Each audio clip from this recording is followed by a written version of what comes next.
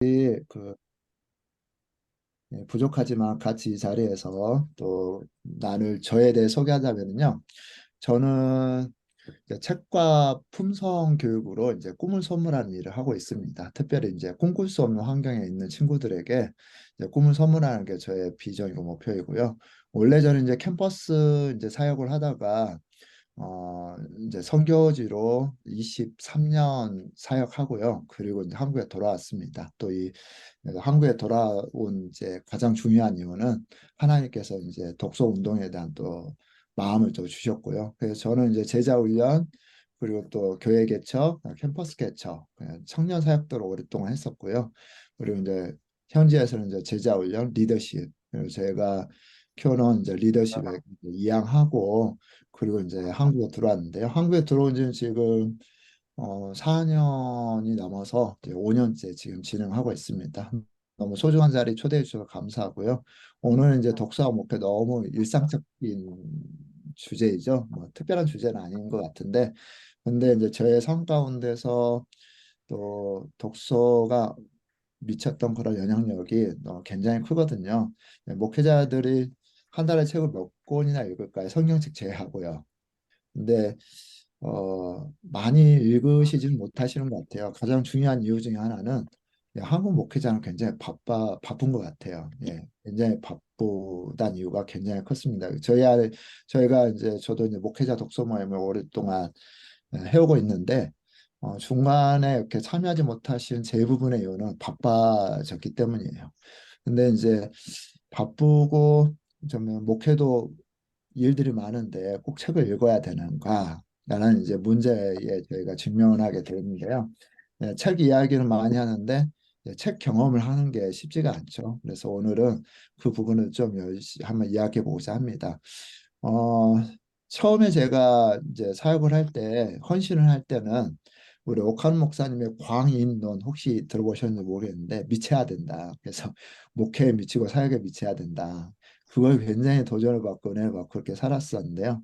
정말 열심히 사역을 했는데 열심히 사역했는데 열심히 하면 된다. 미치면 된다. 이제 저희 이제 그런 주의였었거든요. 그래가지고 그렇게 했는데 열심히 하면 되는가? 열심히 하는 것보다 더 중요한 것은 제대로 일하는 것이 아닌가 싶습니다. 그래서 오늘은 제대로 일을 하려면 뭐 해야 되냐? 이제 저희가 독서를 해야 되죠. 그래서 오늘 이런 이야기 한번 나눠볼까 합니다. 한국 목회 트렌드하고 이제 하나님의 지식 경영, 하나님께서 어떻게 이스라엘 역사 가운데서 일하시고 계시는지에 대한 부분들을 한번 살펴보고요. 독서가 우리의 삶에 끼치는 영향이 굉장히 큽니다. 실제적인 또 사례를 가지고 삶의 변화에 대한 이야기, 독서와 이제 설교 콘텐츠, 그다음 교회 안의 독서 운동. 시간이 짧기 때문에 이제 일단 뭐 간략하게 이제 다루는 식으로 이제 주제들 이야기할 건데요. 아, 이 부분들 가지고 한번 저희가 이야기 한번 나눌까 합니다. 한국교회 목회 트렌드와 이제 하나님 지식 경영인데요. 목회 트렌드 하니까 이제 몇 가지 이제 한국 교회들 목회 지금까지 한번 간략하게 제가 한번 제 개인적인 소견으로 살펴봤습니다. 하나는 뭐냐면요. 한국 교회는 이제 사경회로 시작을 했습니다. 그러니까 곳곳에 초창기 한국 교회 그 사경회 그러니까 이 부흥회가 아니라 말씀을 강론하는 이 사경회로 이 한국 교회가 이제 초창기에 굉장히 것 같고 그 뒤에 이제 부흥회, 뭐 기도 운동, 부흥 운동, 그 기도의 경험도 굉장히 많았죠. 그 다음에 뭐 경배와 찬양, 그다음 나중에 이제 큐티 제자 훈련 이런 큰 트렌드가 이 정도가 되지 않을까라는 생각을 해보는데요. 요즘 목회 트렌드는 뭘까요? 요즘 목회 트렌드가 있을까요? 혹시 뭐그 채팅창에 남겨주셔도 되고요. 제가 저는 한국을 떠난 지가 오래됐기 때문에 요즘 목회 트렌드가 뭘까? 근데 그 트렌드라는 말은 많은 교회들이 도입하고 많은 교회들이 활용하고 뭐 소그룹 제자 훈련 소그룹 운동 그리고 또 큐티 운동 그런 그 교회를 이렇게 그 휩쓸었던 그 많은 사람들이 동참했던 그런 운동들이 있었었는데 요즘 트렌드가 뭘까? 요즘 트렌드가 뭐 있을까요? 이슈가 되는 트렌드가. 그렇게. 소통과 공감.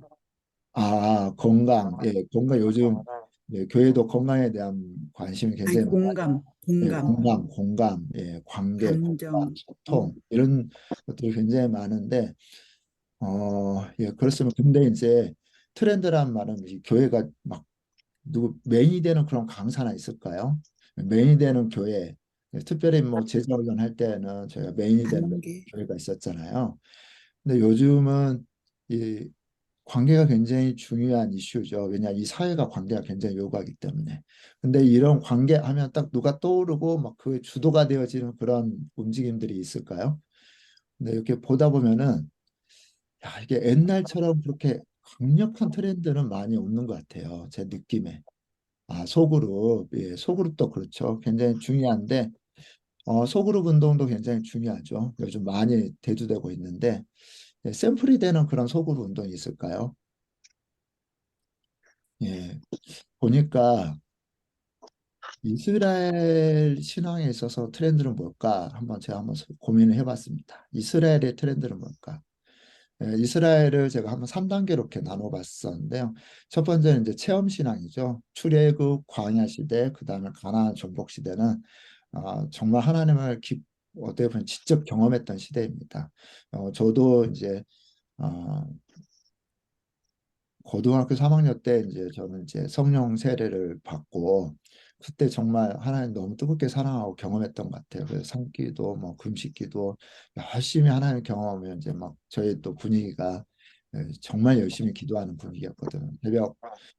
그때 당시에 많이 했었는데 뭐 철야를 새벽 4시까지 하고 산기도 가고 이런 어떤 체험 신앙에서 그 다음에 이제 이스라엘이 이제 그 역사서죠. 역사서 선지서 가운데서 이제 말씀으로 세워져 가는 시간이 있었던 것 같아요. 저도 이제 제자 훈련 받으면서 이 체험 신앙에서 막 기도하며 뜨겁게 체험했던 그런 신앙에서 이제 나중에 이제 말씀 신앙, 제자 훈련과 이제 성경을 보면서 이 견고하게 서가는 그런 단계가 있었던 것 같습니다.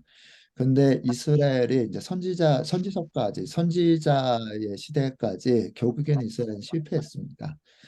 그리고 이제 바벨론 포로기가 되고, 포로기 되고 나서 어떻게 보면 저는 이스라엘이 이제 3단계 그 신앙으로 들어갔다고 생각을 하는데요. 이 지식개혁 시대입니다. 이스라엘이 이제 성전 중심의 신앙에서 어떤 성전이 없어지면서 이 성전이 엄청난 구시점 역할을 했었는데요. 성전이 없어지면서 이스라엘은 회당 교육과 이 탈무드 시대에 들어갑니다. 말씀만으로 되지 않는 말씀만으로는 되지 않는데 이 말씀을 현장에서 삶 가운데 곳곳의 영역을 어떻게 적용할 것인가에 대한 고민을 굉장히 많이 하고 그것들을 이 탈무드로 집대성하죠. 이 탈무드는 뭐 한두 권의 책이 아닙니다. 엄청난 책들이죠. 각각의 영역에서 경험을 뭐가 기준이 되냐면 십계명이 기준이 됩니다. 십계명이 기준이 되어서 이 십계명이 상황 가운데 어떻게 적용될 것인가를 고민하는 최종적 판결이었거든요. 이것을 탈무드에 집어넣을까 말까의 최종적 판결 십계명이었거든요. 결국에는 말씀이 상황 가운데 어떻게 적용되어질 것인가를 다 체계화시켰습니다. 그래서 이런 체계화시켜 이것들을 회당에서 교육하고 뭐 어디에서 가정에서 교육을 하죠. 그러면서 이 지식으로 경영되는 시대가 됩니다. 이 지식으로 경영됐던 이 시대가 오늘날 이스라엘을 만들었습니다. 그리고 나라 없이 수천 년의 시간이 지나고 이들이 정체성 유지했었던 그 이유가 뭐냐면요. 이 지식경영 토대를 만들어 놨던 거죠. 말씀으로 보면은 우리 너무나 잘 아는 신명기 말씀 이스라엘아 들으라 우리 하나님 여호와는 오직 유일한 여호와시니 너는 마음을 다하고 뜻을 다하고 힘을 다하여 내 하나님 여호와를 사랑하라. 오늘 내가 너에게 명하는 이 말씀은 너는 마음에 새기고 이 뒤에 부분이 중요하죠. 너 자녀에게 부지런히 가르치며 집에 앉아 있을 때든지 길에 갈 때든지 누워 있을 때든지 일어날 때든지 이 말씀을 강론할 것이며 너는 또 그것을 내 손목에 매어 기호를 삼고 내 미간에 붙여 표를 삼고 또 내 집 문설 즉 바깥문에 기록할지어다라고 이야기를 하고 있습니다. 그러니까 자녀들에게 집에서 가르치라는 거죠. 자녀들을 가르치고 집에 앉아 있을 때도 길에 가든지 누워 있을 때 어느 때든지 교육이 네, 뭐 교육이 중심이 되어지는 그런 체계를 이스라엘이 세우기 원했습니다. 어, 그 특별히 이스라엘이 있어서 이 정체성에 대한 문제 굉장히 중요했거든요. 이 정체성은 교육을 통해서 이루어지고 그들이 탁월한 삶을 살 수 있도록 하나님께서는 원하셨죠. 이 체계가 만들어진 것들이 실은 이제 레이기를 통한 레인을 통한 이스라엘 각 지역에 파송을 해서 레인을 통한 그래서 특별히 이제 에, 여러 평신도 리더십 우리식으로 하면 아니면 직분자들 이 레인을 통한 어떤 말씀 교육이었었고 그리고 가정 안에서의 이제 부모 교육이었었고 그리고 이제 선지자 특별한 이제 말씀을 받았고 연구하는 사람들 지주한 전문인 이 말씀을 가르치는 사람들을 통해서 이스라엘을 교육하기 원하셨죠. 근데 이것이 실현된 때가 언제냐면요. 이것을 실현한 때가 언제냐면은 바로 그 이스라엘 포로기, 바벨론 포로기 이후에 이것을 체결시켰던 아주 중요한 인물들이 에스라죠. 그래서 에스라는 어, 이스라엘의 모세만큼 중요한 역할을 하고 있습니다. 어, 그래서 이스라엘은 결국에는 말씀 신학, 이 선지자를 통한 말씀과 율법의 시대를 지나서 이 지식, 그 탈무드라는 방대한 양의 그 지식을 말씀을 적용할 수 있는 시스템을 구축을 해 놓았습니다. 근데 아까 제가 트렌드라고 이야기했었죠. 이 한국 교회의 트렌드가 체험 신앙을 지나서 말씀, 사경회와 또 제자 훈련을 통한 말씀, 말씀 운동이 그 제자 훈련뿐만 아니라 말씀을 강론하는 이런 그런 운동들이 일어서 굉장히 제자 훈련과의 기본적인 시스템을 많이 갖췄습니다. 근데 한국 교회 지금 이 다음 트렌드는 뭘까요? 트렌드하기보다는 실은 이스라엘 백성들이 예,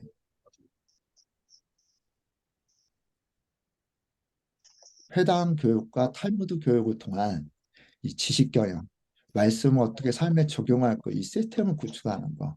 좀 다른 말로 한다면 교육, 예, 지금 이 체계가 지금 만들어야 되죠. 이 체계를 이 지식 경영이 되려면 말씀을 삶에 어떻게 적용할 것인가에 대한 문제가 굉장히 중요하거든요. 근데 말씀을 삶에 적용할 것인에 대한 문제는 결국엔 우리는 탈무드 가지고 가르칠 수 없기 때문에 결국엔 독서거든요. 어떻게 가르칠까의 문제를 이야기해 주는 것이 독서입니다. 그래서 이 독서가 우리의 삶 가운데서 굉장히 중요한 역할을 해주죠. 그래서 교회 안의 독서 운동은 단순하게 트렌드에 따라가는 게 아니라 실은 어, 이스라엘의 탈무드를 구축했던 것처럼 하나님 말씀으로 이 세계를 어떤 식으로 움직일 것인가에 대한 지식 경험 체계를 세우는 거죠. 그래서 독서 운동이 저는 한국 교회 정말 어떻게 보면 트렌드를 지나서 천년 어쩌면 나머지 한국 교회가 제대로 정체성을 가지고 설 것인가 말 것인가에 대한 굉장히 중요한 역할이라고 생각을 하고요. 그러면 이 독서가 실제 삶에 어떤 영향을 미칠 것인가? 이제 생각의 변화 없이 삶의 변화가 없다는 것이죠. 어, 삶을 삶의 변화를 방해하는 어, 결정적 요인이 저는 이 말씀에 대한 피상적 이해라고 생각을 하거든요. 그러니까 말씀을 이해를 하는데 피상적 이해를 하는 거죠. 이 피상적 이해가 심층적 이해가 돼야지만 이 마음의 이 생각이 바뀌어야지만 그 삶이 바뀌거든요. 제자 훈련을 많이 받았고 교육을 많이 받았던 사람들이 실은 교회 안에서 더 걸림이 되는 일이 굉장히 많잖아요. 어, 그, 그 이미 목회를 하신 분들 이야기가 큰 교회에서 제자를 제대로 정말 헌신하고 교육을 많이 받았던 사람이 이민교회 와가지고 더 문제를 일으키는 경우가 많다고 이야기를 들어봤습니다. 그게 뭐냐면은요. 말씀에 대한 피상적 이해가 결국에는 더 변화를 방해한다는 거죠. 그래서 이 그 세 가지 영역에서 피상적 이해가 있는데 하나는 말씀의 영역에서 피상적 이해이죠. 결국에 이제 말씀 해석에 이제 실은 말씀을 해석하는 데에도 우리가 심층적 이해가 필요하고 적용을 할 때도 심층적 이해가 필요하고 이제 청중에 대한 것도 심층적 이해가 필요하죠. 네, 어떤 해석, 실은 말씀의 해석은 지금까지 2000년 기독교 역사 가운데서 수많은 해석이 있었고 수많은 하나님의 사람들 은혜 받아서 말씀 해석들을 많이 해왔습니다. 그러니까 이 말씀이 이렇게 해석해 나가는 데 있어서 뭐 새로운 해석이 있을 수도 있겠지만요. 얼마나 깊이 있게 말씀을 해석을 하느냐. 지금 이런 부분에서도 저희가 말씀을 해석을 하지 못하면 어떻게 되죠? 깊이 있는 해석을 못하면은 결국에는 변화가 없습니다.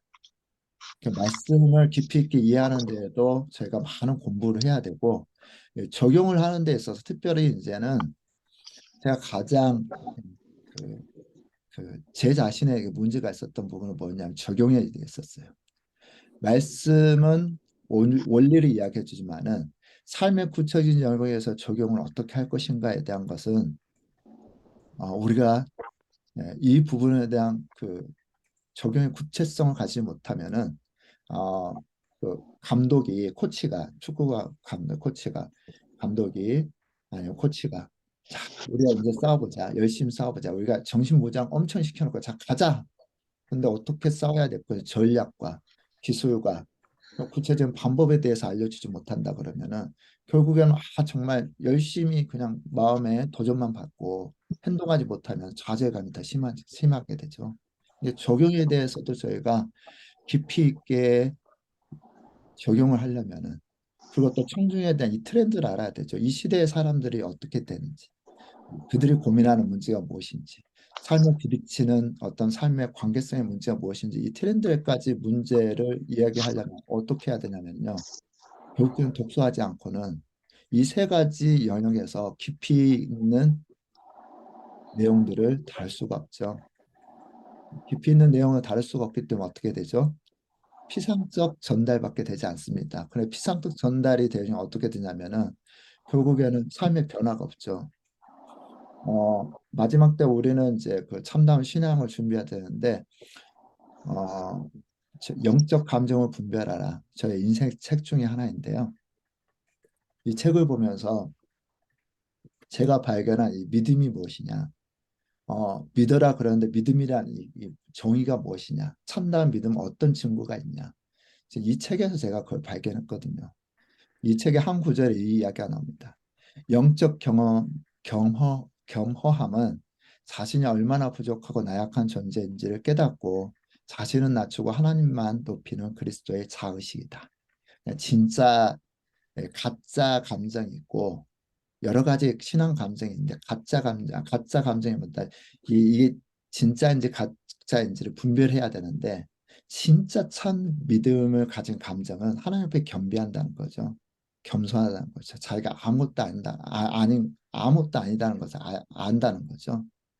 그래서 저는 이 책에서 진짜 믿음이란 무엇인가, 정말 우리가 가져야 될 진짜 하나님 앞에서의 올바른 믿음의 그 감정이 무엇인가, 조나단 에드워드는 영적 대각성 운동의 중심에 서 있었고 그리고 수많은 어떤 그 부흥 운동 가운데서 사람들의 감정에 거짓이 있었다는 것들을 분별하게 되죠. 그러면 이 책을 썼습니다. 오늘날에도 좀 너무 많이 도움이 되죠. 독서는 부를 유지한다고 합니다. 100년 이상 선진국을 유지한 나라의 공통적 특징은요, 독서하는 나라라고 합니다. 예, 이빌 게이츠에게 했던 말이죠. 당신의 초능력이 있다면 딱 한 개가 허락된 어떤 능력을 갖고 싶은지 책을 빨리 읽을 수 있는 능력을 원한다고 합니다. 나를 키운 것은 동네 도서관이라고 했죠. 그래서 이 시대의 흐름을 주도하는 사람들은 그리고 또 트렌드를 주도하는 사람들은 다 뭘 하냐면요. 신층적 이해가 있더라고요.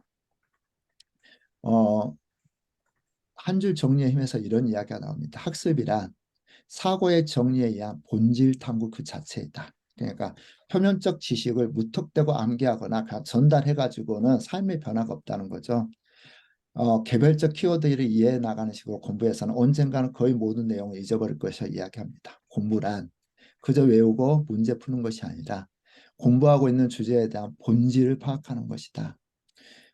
정보를 정리하고 생각을 모으는 행위를 반복하고 깊이 있게 생각함으로써 본질을 파악하고 나면 배운 것을 단적으로 표현할 수 있다는 거죠. 음, 독서가 왜 필요한가? 본질을 발견할 수 있도록 도와줍니다. 친밀한 관계의 본질은 무엇이라고 생각하는 거? 무엇이라고 생각하세요?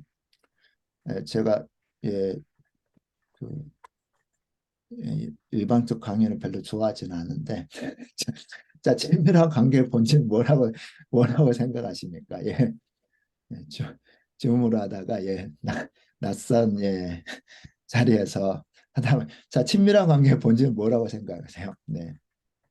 마이크를 한번 켜보시기 바랍니다. 예, 친밀한 관계의 본질 뭐라고 생각하세요? 저희가 관계에 대한 설교를 많이 하잖아요. 공감, 예, 공감 또 뭐가 있을 거라고 생각해요? 친밀한 관계. 상대방에 대한 예. 이해, 상대방에 대한 이해. 예, 너무 좋습니다. 예. 그것도 뭐가 있을까요? 네.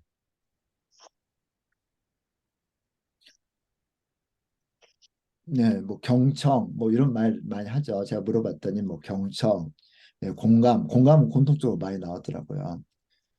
우리 친밀한 관계의 본질을 나타낼 수 있는 말씀이 있을까요? 말씀 여러 가지 말씀이 왜 있었겠는데 이제 성경에서 우리가 오늘 성경 원리를 찾아보자면은 제가 이 말씀 한번 찾아봤어요. 예, 한금율이라 그러죠. 누구든지 남에게 무엇이든지 남에게 대접받고자 하는데 너희도 남을 대접하라. 이것이 율법의 선지자니라. 지금 너무 뭐 잘하는 말씀이고 저희가 많이 운용하는 말씀이잖아요. 뭐 관계에 대한 본질을 잘 이야기하는 구절이라고 생각합니다. 근데 이거에 대한 심층적 이해를 우리가 하고 자, 이게 관계 본질. 그 남의 대접, 우리는 그렇게 설교했죠. 남의 대접하는데 여러분 잘 대접하시기 바랍니다. 물론 사례를 가지고 이야기할 수도 있겠죠. 최근에 저의 그 독서 키워드는요, 관계입니다. 관계에 대한 책들을 제가 스스로 선택하는 책들은 많은 책들은 관계에 대한 책들이에요. 여러 관계에 대한 책을 보면서 제가 발견한 책입니다. 예, 사실은 사랑받고 싶었어. 거절을 듣는다는 것은 지금 그 상대에게 더 중요한 욕구가 있다는 것을 이해하는 것이에요. 제가 관계에 대한 본질, 관계가 뭐지? 그 본질은 뭘까? 찾아가며 발견했던 키워드는 욕구라는 키워드였어요. 자, 여자친구가 남자친구한테 이야기합니다. 주말에 우리 여행 가자. 그 남자 너무 바빠요. 그래서 바빠서 안 돼. 여자친구가 상처를 받습니다. 도대체 나를 사랑하는 거야, 안 하는 거야? 상처를 받아요. 근데 이분이 어, 상담을 받아요. 진짜 원하는 게 뭐예요? 물어봤대요. 욕구와 수단을 분리하세요. 욕구와 수단을 분리하세요. 여행 가는 것은 수단이에요. 진짜 욕구가 뭐예요? 남자친구와 함께하고 싶고 그러면서 누리는 그 친밀감이 진짜 욕구였던 거예요. 그래서 이 여자친구는 남자친구한테 자기 욕구를 이야기합니다. 정말 함께하고 싶어. 어, 친밀감을 못 느껴. 친밀감이 필요해.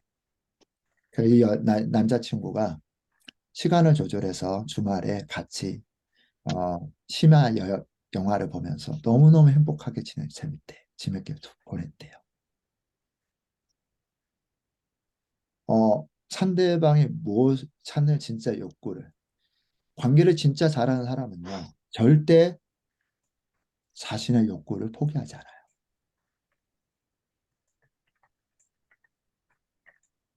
너가 진짜 원하는 게 뭐야? 상대방이 진짜 필요하고 원하는 것을 알아요. 수단은 바꿀 수 있어요. 근데 우리는 수단을 욕구화시킵니다. 제가 발견한 거 욕구였어요. 아, 그렇구나.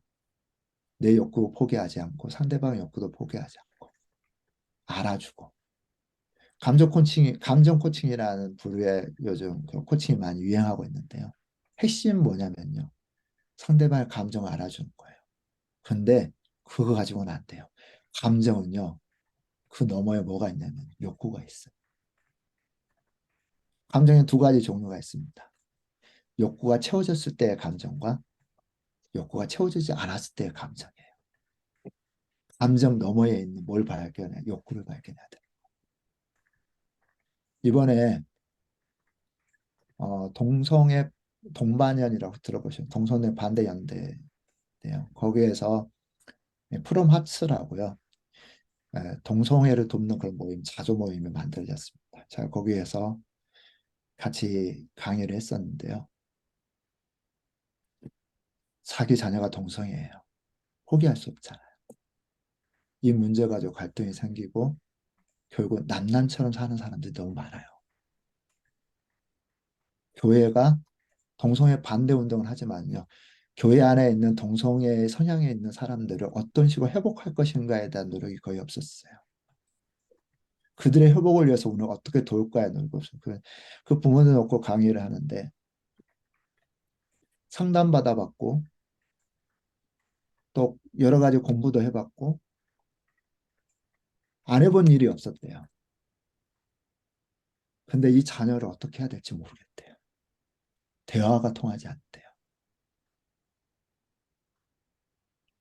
저는 관계에 대한 그 책을 보면서 본질이 뭘까? 이 관계의 본질이 뭘까? 욕구다. 욕구를 표현하는 대화를 하도록 이렇게 실제 잠깐 짧은 시간 욕구를 표현하는 대화, 그리고 상대방 욕구를 인정하는 대화, 잠깐 이렇게 실습을 시켰어요. 이 존중이라는 키워드를 가지고. 그리고 자기도 모르는 정말 어떻게 보면은 수단을 목적화시키면서 관계가 틀어지는 거. 그분이 난 눈물을 흘리더라고요. 모든 것은 자녀의 문제라고 생각했는데 실은 자녀들이 중독이 생기고 자녀들이 그 성중독도 마찬가지죠. 중독이 생기는 핵심적 요인 중에 하나는요. 친밀감의 부재예요. 중독은요. 친밀감의 부재죠. 근데 이 본질적 내용들을 파악하지 못하니까 계속 상대방 너 뭐 잘해다 뭐 해 이렇게 이 구어적 이야기, 원론적 이야기는 많지만 how to에 대한 문제, 어떻게, 왜, 왜 문제가 생겨, 어떻게 문제가 생겨, 그것을 어떻게 풀어가야지에 대한 문제는 공부하지 않으면요 발견할 수가 없어요. 본질을 다뤄주지 못하니까 관계 틀어지는 것들을 그냥 원론적 이야기만 계속 강단에서 이야기하는 것과 현장에서 느끼는 그게 이 느낌이 오지가 않죠. 왜요? 원론적 이야기만 하니까. 원론적 이야기로는 사람을 변화시키지 못해요. 본질적 접근을 하려면요. 이 표면적 이해에서 심층적 이해로 들어가야 되는데 이 들어가는 것에 예, 수많은 정보를 파악해서 그 정보 가운데서 진짜 이거 한번 테스트해보고 실제 해보면서 경험해봐야 되죠. 제가 열심히 사역했다 그랬잖아요. 정말 열심히 했어요. 그러다 보니까 저희 가정이 깨지더라고요. 저와 같이 협업했던 한 분이 저한테 그 질문을 하더라고요. 대표님 주변의 사람은 행복하세요? 저는 일을 보면 밀어붙이는 성격이라서 상당히 밀어붙였어요. 대표님 주변의 사람은 행복하세요? 잘 물어보다가 답을 할 수가 없었어요. 제 주변의 사람들이 핏절을 했거든요. 저와 같이 헌신하면서. 근데 제가 너무 그래서 저는 제가 워낙 열심히 있었기 때문에 팀으로 일하는 게 너무 힘들었어요. 그래서 제가 어떻게 하면 팀 빌딩을 하고 어떻게 팀으로 일할까 너무 고민이 많았습니다. 그때 저희 독서 멘토가 추천했던 책이 원피스식이라고. 요즘 실사판 넷플이 나왔더라고요. 넷플릭스 실사판 한번 보시기 바랍니다. 넷플릭스 실사 너무 재밌어요. 근데 이 원피스 이 동화 그 만화잖아요. 키워드는 동료예요, 동료. 해석한 게 아니에요. 동료. 여기서 이야기한 동료는요, 혼자 이룰 수 없는 꿈을 공유한 사람들. 꿈을 공유할 수 없는 사람은요, 친구가 될 수 있지만 동료가 아닙니다. 어제 모임을 하면서 제가 누가 물어봤어요. 동료와 파트너의 차이는 뭘까요? 동료는요, 같이 한 사람을 위해서 희생할 수 있고, 자기 생명까지 내어줄 수 있는 사람이 동료입니다. 저는 저의 꿈과 제 사역의 사람들을 동원하기 원했지, 사람들의 꿈을 위해서 내가 어떻게 해야 될 것인가, 날 뭘 헌신해야 될 것인가에 고민을 하지는 못했어요. 혼자 이룰 수 없는 꿈, 모두가 이룰 수 있는 꿈을 그리고 그것을 같이 하게 그러면서 동료 파워죠. 이 책이 저를 가게 해주죠. 이 책이 저를 파트너십을 위하는데 이 터닝 포인트가 되었던 책입니다. 어, 한 어머니가 저한테 이런 요청을 하더라고요. 공부방 유지했고 공부방 운영 직접 운영했었던 어머니였었고요.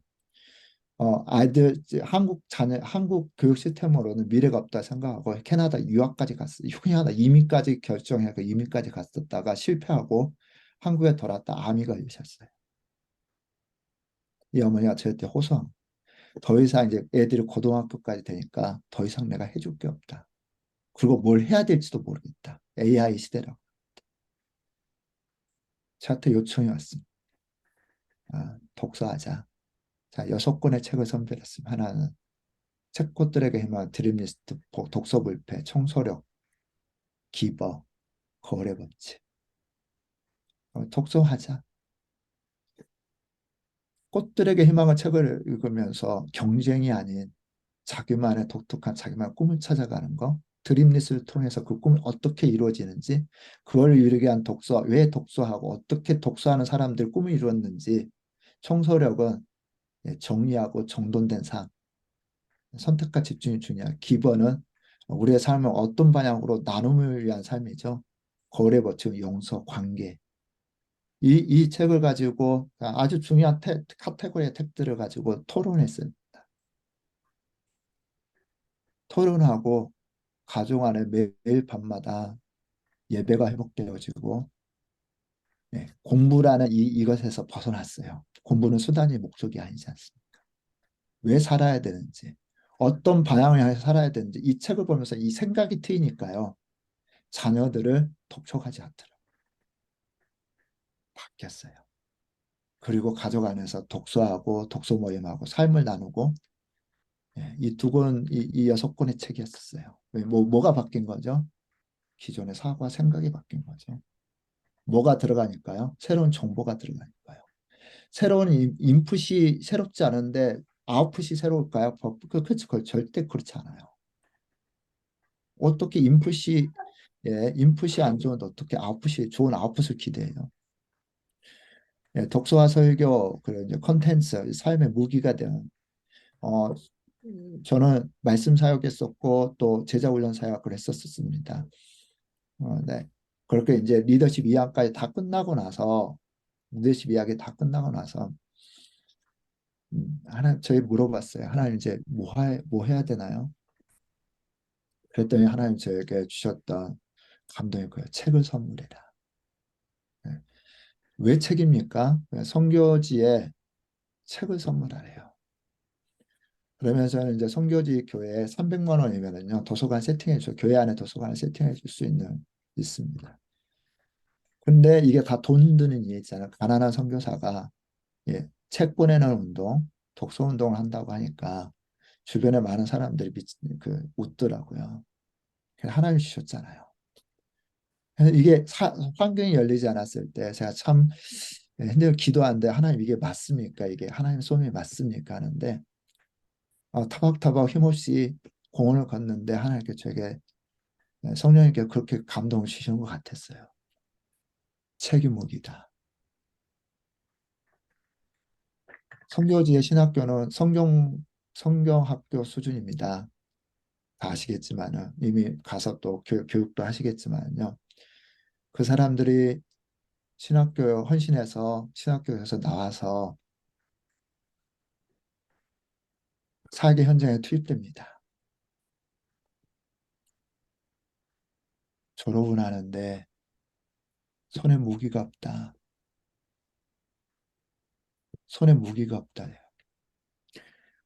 헌신해서 성경이 무엇이라는 것을 알고 성경의 진리가 무엇을 알고 삶의 현장에 부딪혔는데 현장에서 무기가 없다는 거예요. 하나 뭐가 무기죠? 책이 무기다. 예, 독서를 하는 사람은요, 현장에 맞게 자기만의 컨텐츠를 만들어낼 수 있어요. 이 컨텐츠가 무기인 거죠. 어, 교회사에서 탁월하게 사역했던 사람들, 무기를 가졌던 사람들, 목회자, 설교자, 신학자, 최고의 사람들은요, 책벌레 독서광이 아니었던 사람이 없었습니다. 역사에서.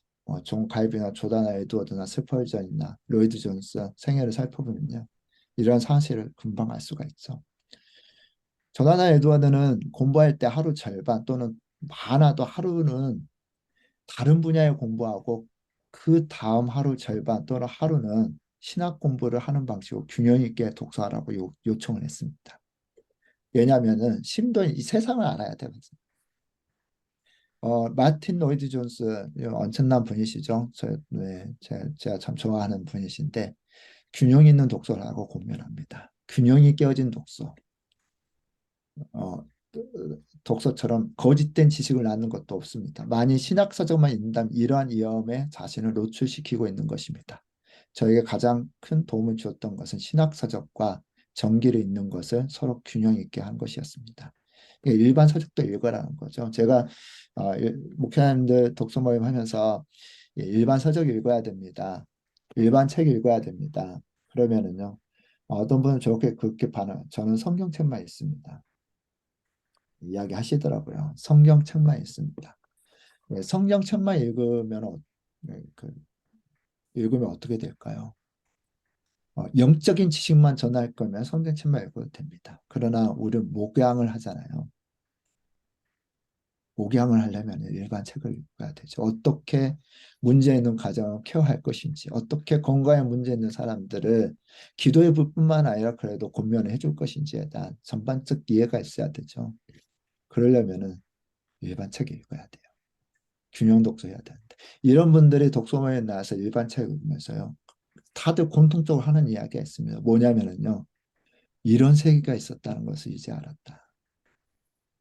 우리가 그 어떤 영역의 책든지 그 어느 저희가 대부분 우리 목회자들이니까 독서 많이 했었거든요. 신학교 시절에. 근데 영적인 책들 어느 분야의 책들 자기계발서가 마찬가지 뭐 심리학 책도 일정한 분량의 책을 읽다 보면 그 책이 내용이 어느 정도 익숙해지면 그 책이다 하고 더 이상 그 책에 깊이 있게 나가기가 쉽지 않아. 물론 그 영역에 또 다른 영역이 세부적인 영역이 있지만 그러다 보니까 독서에 흥미가 이르져요.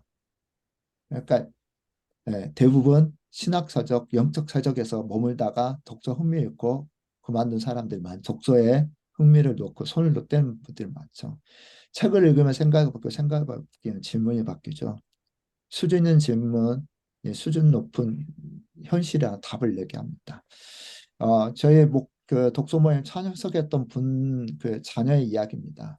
이 건강 독서 저희가 한번 했었거든요. 그래서 이 저녁에 무엇을 먹는 거, 특별히 김치를 먹는 거 몸에 엄청난 안 좋은 영향이었대. 자녀들은 통닭 좀 시켜 먹지 말아라 저녁에 그렇게 이야기해도 말을 안 듣대요. 근데 건강 독서 책으로 같이 가족에서 독서를 했다고 합니다. 그 뒤부터 애들이 통닭을 먹지 않더래요. 예, 목소리 높여서 강조한다고 해가지고 변화가 되는 게 아니라 생각이 바뀌면은 당연히 변화가 하죠. 그래서 우리는 어떤 독서를 해야 되면 전략 독서를 해야 됩니다. 책을 읽기 전에 무엇을 얻을 것인가에 생각하고 내가 얻고자 하는 것들을 전략을 세워서 책을 봐야 되죠. 그러려면은 저희가 아이디어 독서라고 하는데 안테나 세우기.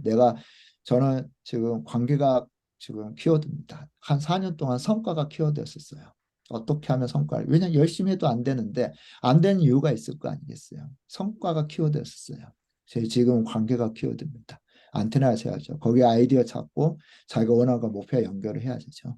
그러면은 두 가지 중심적 이제 한 인물 제가 이제 관계에 대한 책들을 이런 저런 책들 여러 파트를 읽다가 제가 발견 박지현 소장이 아까 제가 소개했던 그 책 그 책을 보고 그분의 책들을 제가 정말 그분의 강의 듣고 책을 들으면서 제가 정말 굶주렸던 한 영역들의 부분들 본질을 찾아가 굉장히 많이 도움이 되었습니다. 그리고 한 가지 주제를 정해서 이제 자기가 개발하고 그냥 파트를 정해서 독서를 하다 보면요. 설교도 깊이가 있어질 것입니다. 아드 핑커 유명하신 분이죠. 한두 명의 저자를 보내는 시간은 다른 20명의 30명 저자보다 50배, 60배는 더 투자라고 하잖아요. 스펄전은 철저하게 읽어요. 몸에 흠뻑 젖을 때까지 그 안에 녹아나라 그러죠. 찰스 스펄전은 설로역정을 1100번을 읽었습니다. 설로역정. 본질을 깨뜨는 거예요. 이 기독교 인생이 무엇인가에 대한 본질을 깨뜨는 거예요. 우리가 그래서 지식 경영하기 위해서는 정보 수집을 해야죠. 다양한 말로 자기 말로 자기 그 다양한 말 정보 수집이 중요해요. 정보가 빈약하면 내가 각오한 정보에 대한 컨텐츠도 빈약해집니다. 그것들을 기록을 해야죠. 블로그에 기록하든 노션에 기록하든 그걸 컨텐츠화 시켜야 됩니다. 컨텐츠화 시켜야 되죠. 우리가 그 그런 일들을 이제 해야 되죠. 예, 컨텐츠화 시켜야 됩니다. 제가 어떻게 저는 관리를 하고 있는지에 대해서 그 부분들은 이제 지금 시간이 많이 돼서 그 부분 나중에 한번 제가 이제 끝나고 한번 보여드리도록 하겠습니다. 교회는 이제 독서 운동인데요. 어, 팀 켈러 목사님 지금 소천하시면 센터 처치죠. 어떻게 보면은 뉴욕에서 교회를 성공했었습니다. 뉴욕에서 교회를 성공했기 때문에 뉴욕이란 뭐 문화의 최첨단을 걷고 있는 곳이잖아요. 이분이 문화 속에 들어가려면 적극적으로 전도하려면 청중을 이해하라고 하죠. 기독교는 우리에게 이 세대의 질문들을 알아볼 만큼 넉넉한 연민을 요구한다. 질문에 답하는 것은 고단한 일이다. 동정심을 갖고 경청함부터 시작해라. 예, 오늘날 교회가 직면한 최대의 문제는 비신자들을 이해할 수 있는 방식으로 비신자들과 연결하지 못하는 우리의 무능력을 보여야 된다. 세상은 교회의 언어를 모르고 교회는 세상의 언어를 모르요. 그래서 왜 독서 모임 해야 되냐? 예, 저희가 책을 통해서 이 세상과 소통할 수 있는 그래서 굉장히 중요한 수단이 독서 모임이에요. 저도 이제 믿지 않는 사람들과 함께하는 제가 한국에 와서 믿지 않는 사람들과 함께하는 독서 모임에 참가하면서 정말 많은 세상에 대해서 이해하고 이 세상을 이렇게 이해하고 그래서 저희가 교회 안에 독서 모임뿐만 아니라 교회 밖 독서 모임도 저는 해야 된다고 생각하는데요. 독서 모임을 하게 되면 듣는 것도 말하는 것도 훈련시켜 주죠. 다양한 주제와 토론을 합니다. 주제에 대한 생각을 나누면 주도적으로 아이들 생각, 뭐 저희들 생각보다 자녀들 생각까지도 확장을 시킬 수가 있죠. 책 읽는 습관을 만들어요. 어쩌면 굉장히 중요하죠. 독서 모임 하면요 책을 읽게 돼요. 책을 읽게 됩니다. 저희 이제 사역자들, 은퇴한 사역자들, 저희 단체 은퇴한 사역자들 가족 기도회가 있는데요. 거기에 책 읽자. 삶을 나누고 소그룹에서 삶을 나누고 기도하고 엄청 좋죠. 근데 이게 시간이 지나다 보면 식상해져요. 나눈 이야기가 다 거기서 거기거든요. 우리가 책을 가지고 주제를 나누자. 인생 후배들에게 해주고 싶은 이야기가 많잖아요. 많은데 그 후배들 이야기가 좀 많은데 책이라는 주제를 통해서 하면 더 깊게 이야기 나눌 수가 있죠. 저희가 이제 이 두 독서 모임은 하나는 이제 회사 독서 모임이고요. 하나는 이한 자녀 가족 아이들이에요. 이 친구들이 독서 모임 하면서 정말 꿈을 찾고 회사도 다 힘든 회사였어요. 회사가 12번의 독서 모임 하면서 사장님이 했던 고백이 그랬습니다. 나는 문제가 사원들이 문제라고 생각했는데 결국 내 문제였구나. 지금 마음 돌보는 독서 모임인데요. 예, 지금 화면은 잘 나오지 않은데 요양보호사님들 독서 모임 하고 있는데 이분들이 60대 새로운 꿈을 가졌다고 이야기를 합니다. 그래서 독서 모임을 하면은 성장하게 되고 서로 지지하게 되고 공감하게 되고 더 좋은 그 분위기에서 독서 모임을 만들 수가 있죠. 그래서 좋은 독서 모임을 위해서는 서로 칭찬하고 자기의 기준을 내려놓고 목사님도 마찬가지로 가르치려고 하면 안 돼요. 이 독서 모임 하면서 상대방 이야기를 들으면 그런 생각을 하고 있구나. 행복한 시간이 돼야 되죠. 그래서 이게 평소에 책 읽는 것과 연관시켜서 독서 모임을 하게 되어지면은 굉장히 유익한 독서 모임과 교회 안의 독서 모임도 이루어질 거라 생각하고요. 요즘 지난번에 제 아는 목사님 만났더니 요즘 교회 안에 어떤 트렌드가 있어요 물어봤더니 요즘 목사님들 만날 때마다 나오는 이야기가 다음 세대라는 단어가 나오는데요. 다음 세대, 다음 세대. 어, 그 다음 세대에 대한 이야기가 나온다 그래서 그때 한번 고민해 봤습니다. 다음 세대가 왜 문제가 생길까? 교회가요. 그리고 교회가 여러 가지 이유가 있겠지만 제가 개인적으로 생각합니다. 교회가 학원에 사람 아이들을 뺏겼어요. 가정에서 교육이 이루어지지 못하는 거는요. 학원 갔다 오면 이야기할 시간 어디가 있어요.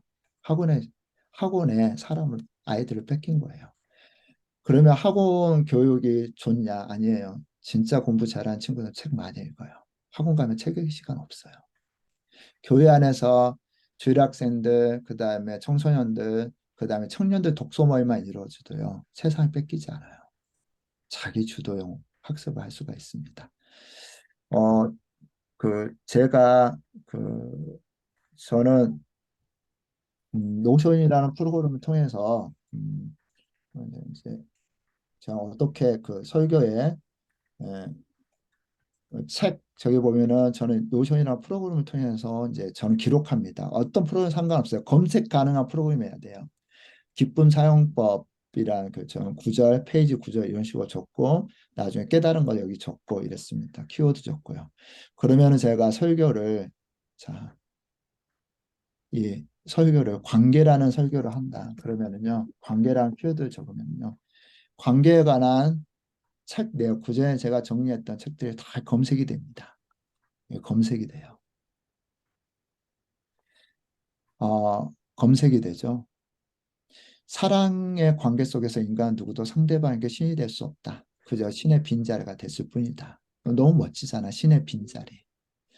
예, 이런 표현들, 친밀감, 친밀이라는 단어를 한번 찾아볼까요? 다 이미 다 이렇게 내용들이 검색이 됐게 검색 전체가 다 검색되도록 해줘야 됩니다. 만약 필요하면 제가 친밀이라는 단어로 제가 정리했던 거, 사랑의 지도라는 말도 난 이렇게 그러면은 책 정리했던 내용들이 17권의 책 정리했던 내용들이 쭉 이 친밀이라는 키워드를 통해서 책 내용들이 나오죠. 그래서 다양한 정보를 취합해서 가공할 수 있도록 만들어줘야 돼요. 저희가 그래서 이것들을 뭐 보통 라벨을 붙인다고 하죠. 이처럼 책 보면은 중요한 문구는 정리해 놓으세요. 모두의 정리에 상관없어요. 그거는. 검색해서 나올 수 있도록. 검색해서 나올 수 있도록. 그러면은 설교 정리하는데도 독서가 실질적인 도움이 되지 않을까 싶습니다.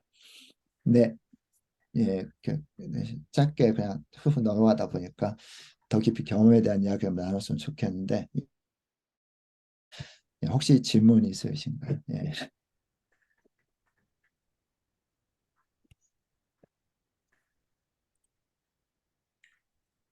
네, 감사합니다. 예, 예, 좋은 이야기 감사한데요. 네, 들려요? 예, 예. 예, 그 정리하시는 이거를 가지고 한번 좀 우리 한 번 더 강의를 해주실 수 있는 요거만 가지고 구체적으로. 노션이라는 프로그램인데요. 예, 그거는 제가 노션은 여러 가지 프로그램을 퍼즐처럼 좋은 기능들을 짜맞출 수가 있어요. 그래서 필요하시면은 제가 이 부분들을 제가 강의를 해드릴 수 있습니다. 예, 아예 그냥 사용할 수 있도록만 제가 해줄 수 예, 있어요. 예. 예, 그 정도까지는 우리는 지금 보니까 뭐 어떻게 해야 될지를 전혀 깜깜한데 음, 그 부분은 한번 알려주시면 고맙겠네요. 네, 네, 감사합니다. 우리 박수 한번 하겠습니다. 네. 에, 오늘 이 강의한 내용을 좀 동영상으로 다른 사람들한테 좀 보여